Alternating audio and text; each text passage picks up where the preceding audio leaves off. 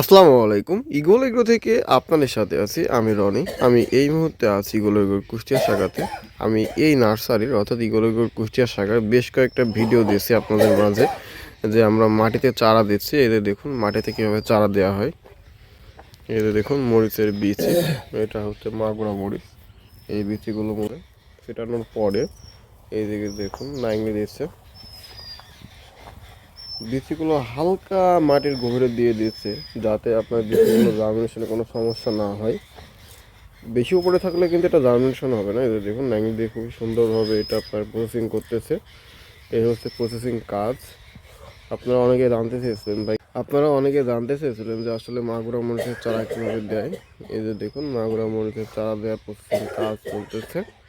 আর আপনারা যারা eagle agro চ্যানেলটি এখনও সাবস্ক্রাইব করেননি, তারা ইগল এগ্রো চ্যানেলটি সাবস্ক্রাইব করুন। আর আপনারা যারা ইগল এগ্রো চ্যানেলটি সাবস্ক্রাইব করেছেন তাদেরকে অসংখ্য ধন্যবাদ। দর্শক ভালো থাকবেন, সুস্থ থাকবেন। দেখা হবে অন্য কোনো ভিডিওতে। খোদা হাফেজ।